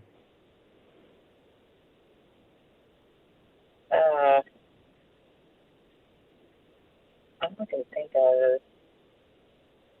Anybody's name. Drop your name. Shut up. Sorry. Sorry, Ann. You lose. Good day, sir. Loser! You're a loser! Sorry. You get nothing. Have a good day. Sorry about that, Ann. All right. Anybody else? Any other takers? Do we need to listen to the We got clip Brock again? on the line is ready to try and steal it. Oh, Brock. What's up, Brock? Brock, can What's you do it? up? What's that? Happy Friday, everybody. With it. I think he wants you to do it back. Oh, sorry. Yeah, Brock, do it. What's up? That's a good one, Brock. Hey, Brock, do you want to save the game? Do you want to close this out? Can you drop it? Well, you know my typical answer. And Margaret. No way. It's Bibi Netanyahu, right? That's my boy. Yeah. Don't say Benjamin Netanyahu. That's not because it's not it. It's not right. Do you know who it was? Ted Cruz. You lose. Good day, Loser! sir. You're a loser! Not Ted Cruz either. I didn't think this would be that hard. We're going to listen to the clip again while somebody's going to get these tickets to the damn circus. He's fading fast. He's a proven loser. He cost us the House in 18. He cost us the White House in 20. He cost us the Senate again and again. And I think we all know that. And I think we're moving past Trump. I really think that's the case. I can't imagine him getting the nomination, frankly. And I don't mean this because I don't want him to get the nomination. I just don't think he will as an analytical point. The thing that I take solace in with all the machinations you saw last week, most of that wasn't personal. Most of that was around fiscal responsibility. Most of that was about a concern about spending, inflation, and debt. That's great. That's great, he says. Does anybody know it? We got Ian on the line. I think he knows it. Ian, drop that name. Brother Jake, unfortunately, that is the undistinct honor of Paul Ryan that went on CNN and tried to slander the president, all because he's a rhino. Drop! Yeah, Paul Ryan, it's funny. He's been very quiet because Paul Ryan stepped down from the speakership, didn't he? Didn't he step down? He didn't seek re-election. He didn't see eye to eye with Trump. He didn't like. Well, yeah, but he also didn't run for re-election. Like he took himself out of it. Like he would possibly have been in the mix for speaker, when the Republicans were to get the House back, except he decided just not to be in Congress anymore. So he took a job, I think, with Fox, did Paul Ryan. But because you are starting to see, some look, President Trump's grip on the GOP, as it's been described, is lessening by the day, it seems. When you've got during this whole speaker fight, when you had, people like Matt Gaetz and Lauren Boebert openly defying the endorsement of Kevin McCarthy by the president, Now, are you seeing how opportunistic a guy like Paul Ryan is? Now he wants to get out and talk about it. But before, he just wanted to go away. He wanted to run and hide.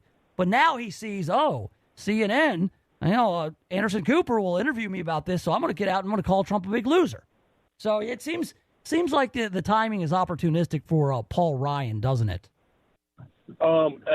Jay, I like to say this.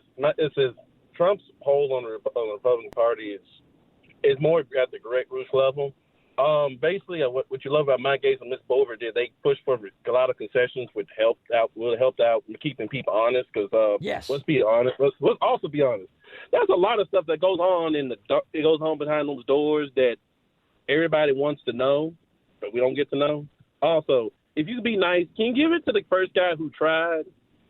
I believe he deserves to go to the. Yes. Okay. Well, we could. I don't know if we can do that. We'll try to figure it out. We'll try to figure out on what we can do. You can give them to Chris if you'd like. We can maybe hook you guys up. But I think our promotions department, their hands are tied as far as us being able to give stuff to people who didn't win. I don't know. Well, I'll leave that for you and Bud to figure out. But look, Paul Ryan is the kind of guy, he's of that regime, like the nice guy, Republican. We are kind of conservative, but it really just comes down to if Democrats are going to give you a bunch of free stuff, guys like Paul Ryan and Mitt Romney, their whole sales pitch was, we're just going to give you less free stuff. So there's no real true conservatism going on there. They're not really about reining in spending and getting the reach of the government to be less. They are big government Republicans.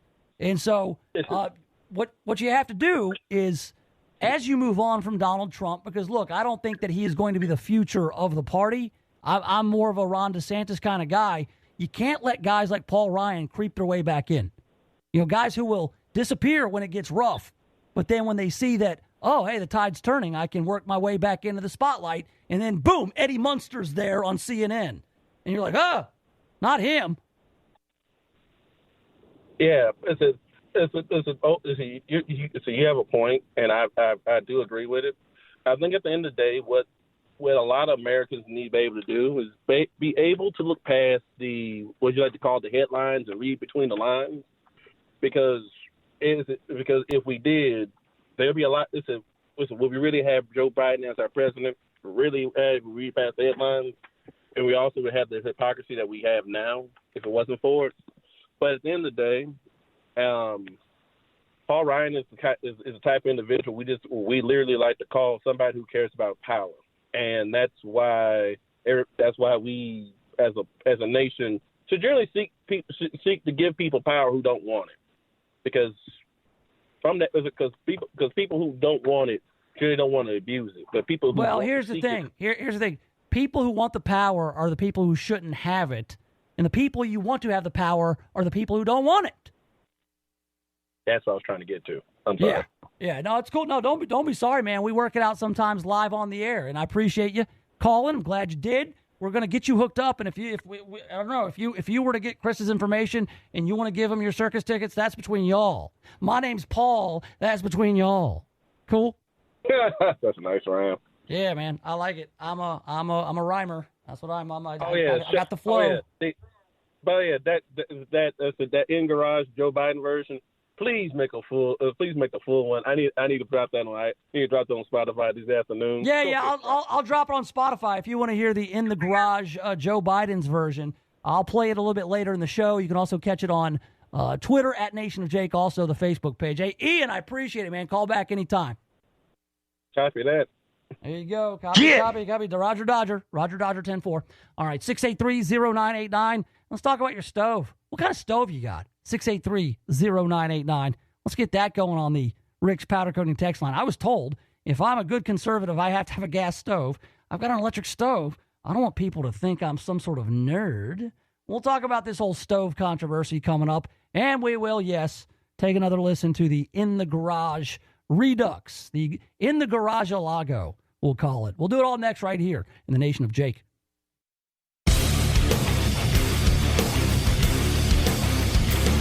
What kind of stove do you have? I mean, I'm told that... Yes, have some. if you have an electric stove, you're a communist now. I don't think that's really the position here. A few days ago, we talked about it. Dick Trumka Jr. and some agency, consumer agency with the federal government, they're talking about potentially banning the gas stoves. And so it came out, and they actually used that, phasing out gas stoves. And this was outrage across the internet. I mean, some people swear by their gas stoves. I swear by my electric stove. And by that, I mean, I say cuss words at the stove often. All right, that's what I mean by when I swear by something here in the Nation of Jake. So I bought a house. It's got an electric cooktop. I find it pretty convenient. It's glass, so I can just clean it with a razor blade.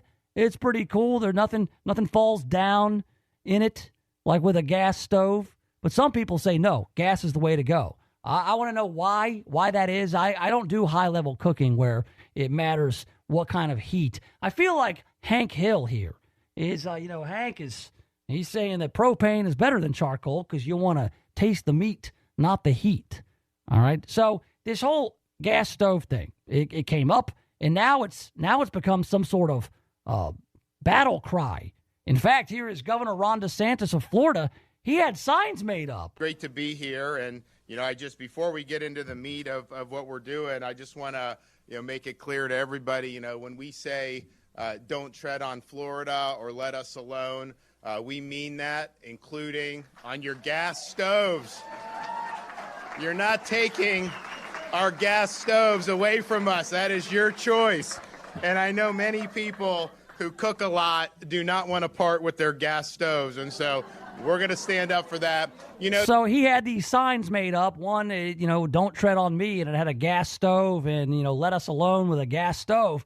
And which I'm fine with. This is about government overreach. I think that is really it. Is like, who does the federal government think they are to come in and tell you how you can heat your food? By what method you should be able to heat your food? And forget the fact that a gas stove is more efficient, because if you're going to run an electric stove, you're running coal, and it's at 40% efficiency versus 80% efficiency with natural gas. They're saying that, there's all kinds of pollutants. Look, anytime you burn something, there's going to be byproducts that you don't want to breathe in. They've said that it's all about the old ventilation. But what's mostly funny about this is how now this is being turned into a pop culture war, or a culture war, I should say. And so you've got the Washington Post. It's hilarious, is that they had an op-ed. Your gas stove may be killing you.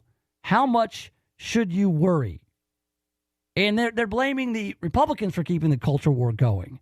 And then you've got the Washington Post. They write, on Monday, Commissioner Richard L. Trumka Jr., a Democrat, said in an interview that he had not ruled out a ban on gas stoves.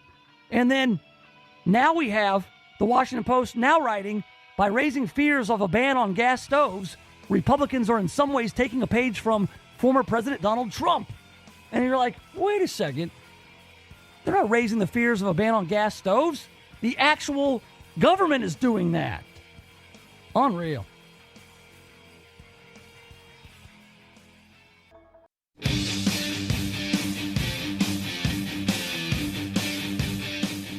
All right, welcome back. Yes, have some. The Nation of Jake, News Talk 98.9, the Roar of Memphis, 683-0989, the Rick's Powder Coating text line. Just about half an hour left to get your text in here in hour number 3, the third shift of the Nation of Jake. All right, the news. Well, it's not good. It's not terrible. There are both good stories out there, terrible stories. Unfortunately, yesterday the breaking news was about Lisa Marie Presley. Of course, you know her. Around here, it's so wild to see, the national news. They want to make sure everybody knows Lisa Marie Presley was the only daughter of Elvis Presley. And around here, we just say Lisa Marie. We know who we're talking about when we say Lisa Marie here in these parts. But this being a huge national story, Lisa Marie Presley was just in Memphis just less than a week ago on January 8th, the would-be 88th birthday of her father, Elvis Presley. They They celebrate that every year, as well as, Elvis Death Week in August. But she was there, seemingly happy, engaging with fans. They had some of the cast members from that Elvis movie. So it was a huge celebration. They're opening up a new feature over at Graceland, the making of Elvis, kind of a documentary feature on the making of it, and now an attraction at Graceland. And, Graceland has been growing with the guest house at Graceland and a lot of the other things that are there. I haven't been down there in quite some time. I mean, I know for a long time right across was the Lisa Marie. The plane's still there, right?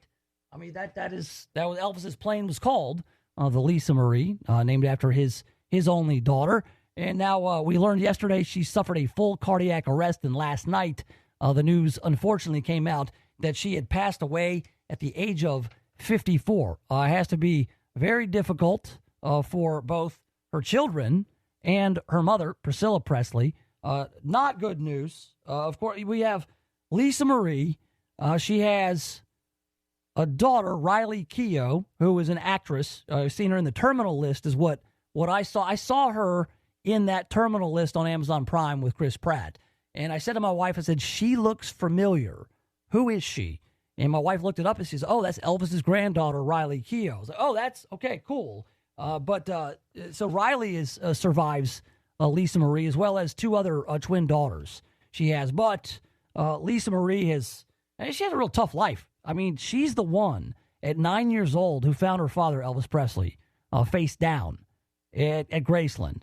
So that had to be traumatic for her, obviously, not only to lose your father, but to find him in that way, in that fashion. And, of course, that was the biggest story of 1977.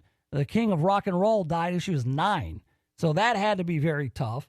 Try to find your own way as the daughter of Elvis Presley. Well, that's also tough to do. There's expectations, living in the shadow of your father. Then there was that, I remember when I was in high school or thereabouts when she married Michael Jackson. That was odd times in the life and career of Lisa Marie Presley.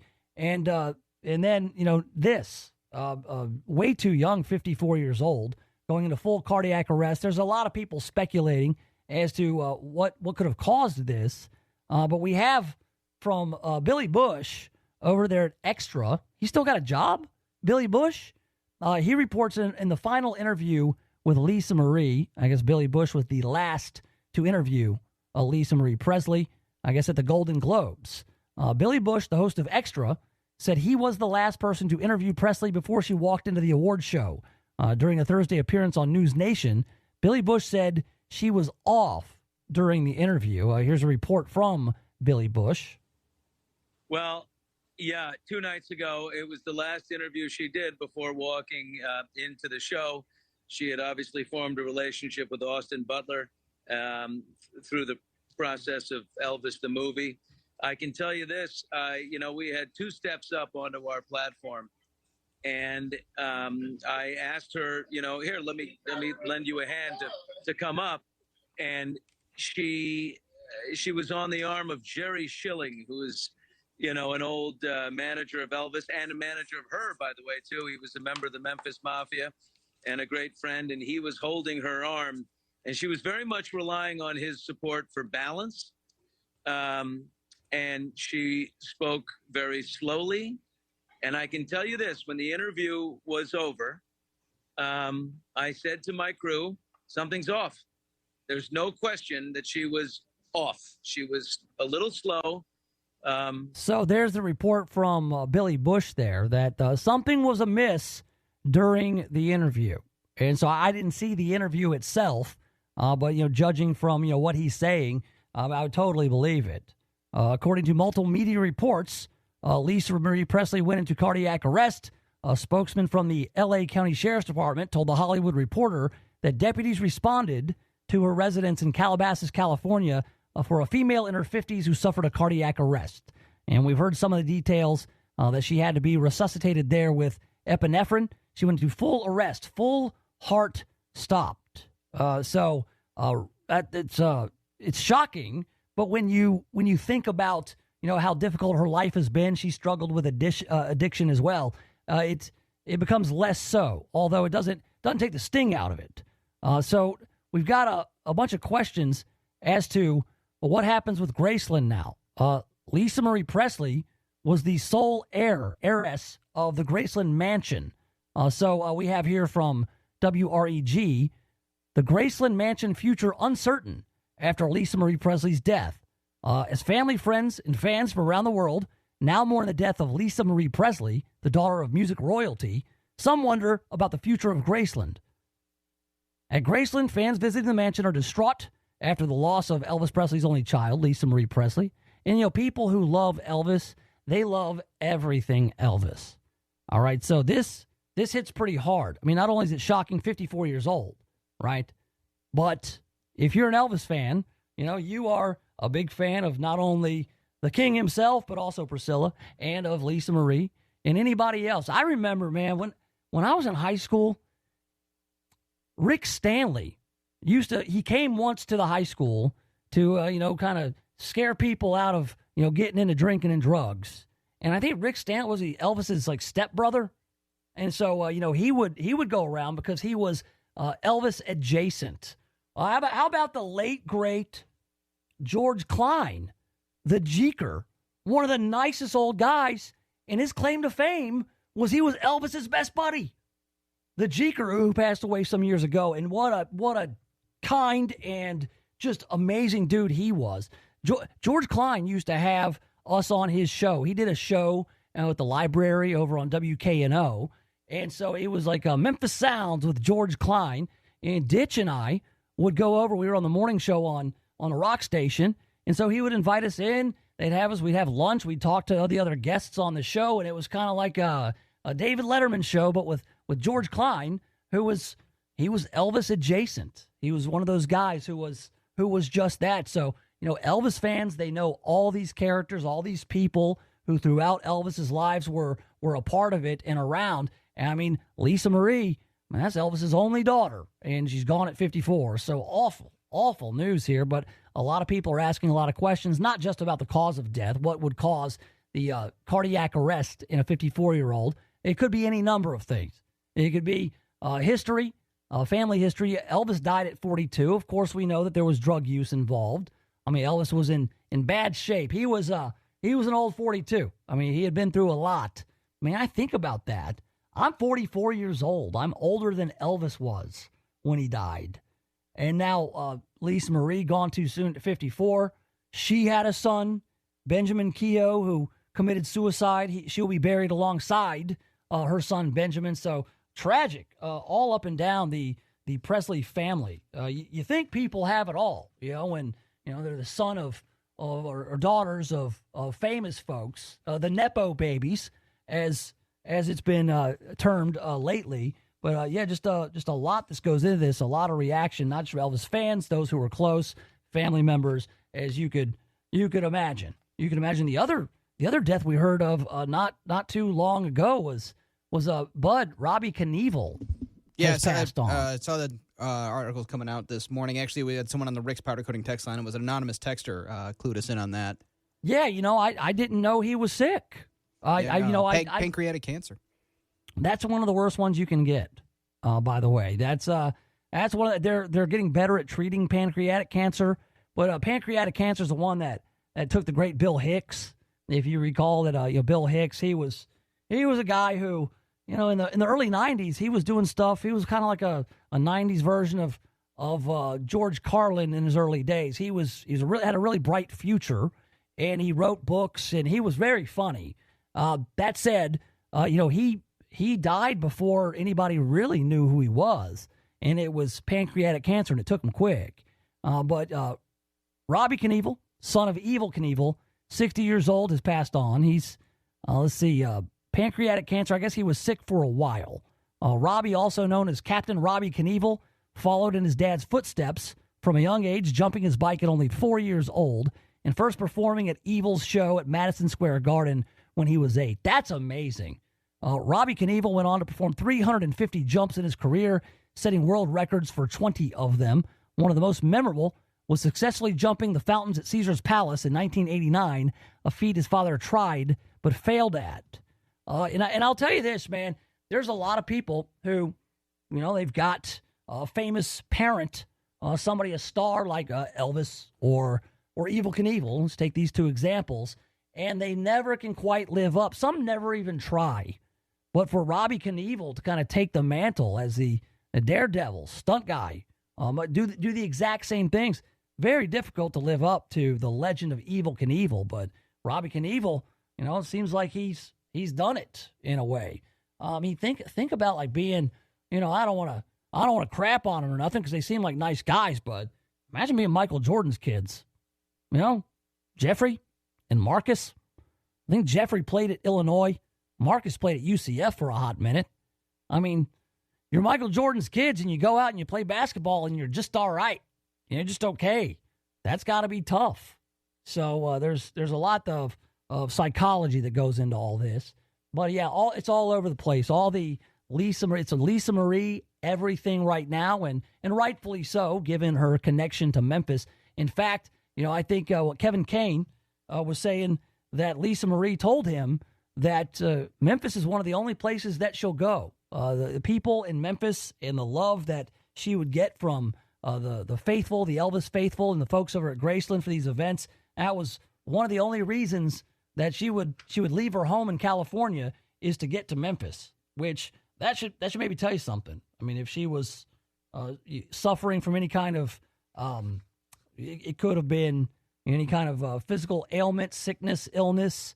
Hopefully not. Hopefully we don't find out that this was a result of any kind of drug use. But yeah, that's got to be tough to come back from. You lose a kid, her son Benjamin Keogh, after having lived the life you did with a lot of trauma. Very tough, very tough. So there you have it. Lisa Marie Presley gone at 54. Going to be a lot of coverage of this over the weekend, and I'm sure this coming Elvis week there will be a lot of emphasis put on Lisa Marie as well. Coming up in August, I'm almost certain that they are making plans to do that. 683-0989, 683-0989. I'm getting blown up with requests from the In the Garage, the Joe Biden version, the Garage-a-Lago remix of In the Garage by Weezer. I put this together earlier, and now people are requesting it. That has to be a good sign. That has to be a sign of doing something right. We'll do that and wrap things up next right here in the Nation of Jake.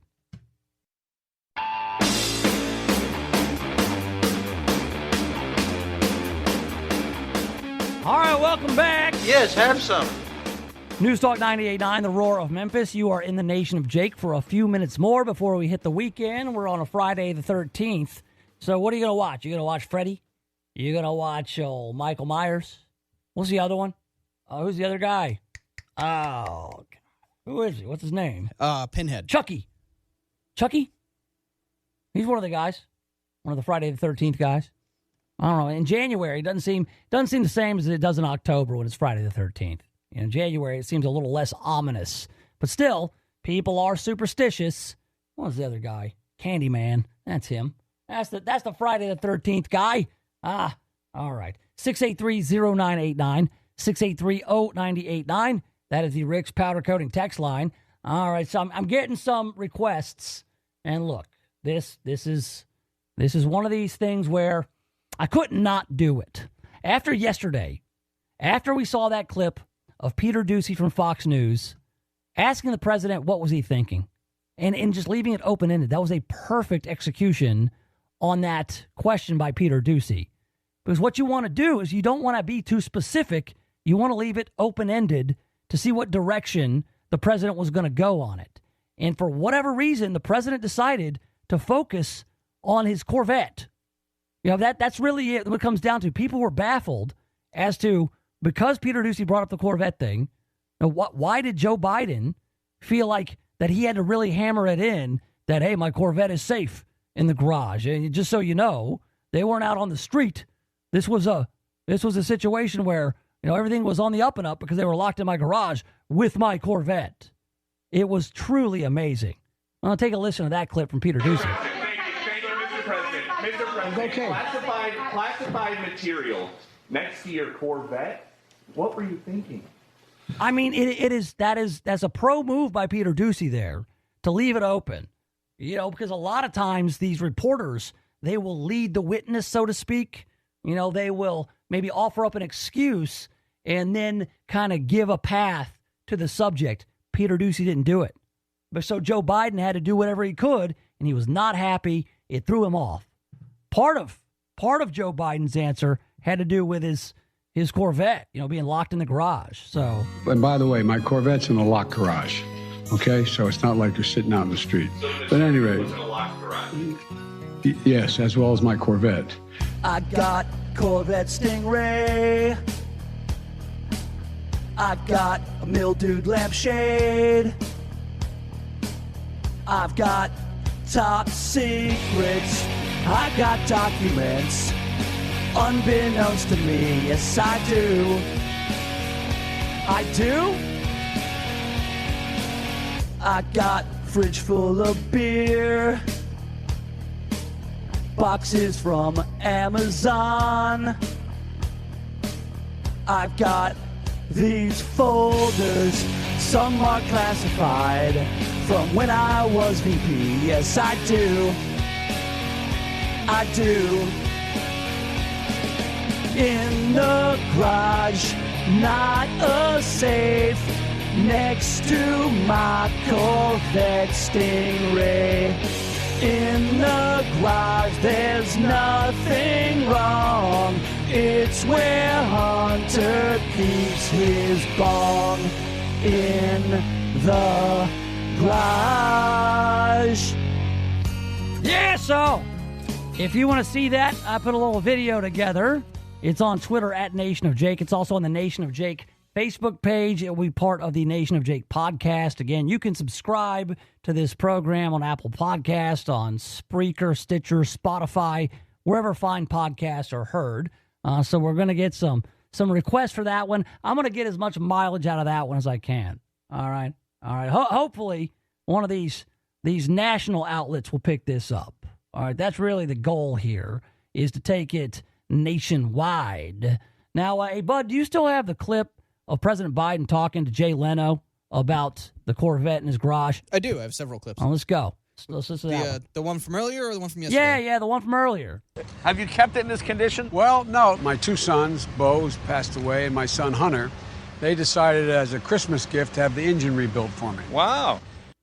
Yeah, so Hunter Biden at some point had access to that vehicle in that garage. Interesting. Because they say that these classified documents may have had to do with Ukraine and with China and with Iran. Yeah? And plus, I mean, do you tell people what you're going to get them for Christmas? Or would you surprise them? So if Hunter Biden, whose address on his license is the listed address of the home in Wilmington, Delaware with the garage, Hunter Biden had access to those classified documents. And also, Bud, you know why Hunter Biden decided to do a motor swap on that Corvette Stingray? Oh, here we go. I'm ready for it. Yeah, because he heard about the crack in the engine block. The crack in the engine. Dropping it on you, ho. Yeah, that was look, any joke worth telling is worth telling again. I got a philosophy. If you tell a joke and it's not funny, tell it until it is. And then tell it until it's not again. And then tell it again until it is. You know, they say that brevity is the soul of wit, but I think that repetition is the soul of wit. Because, hey, buddy, you heard about the crack in the engine block. Oh, I get it. He smokes crack. Very funny, very hilarious. All right. I'll be back Monday at 2. So long, and thanks for all the fish.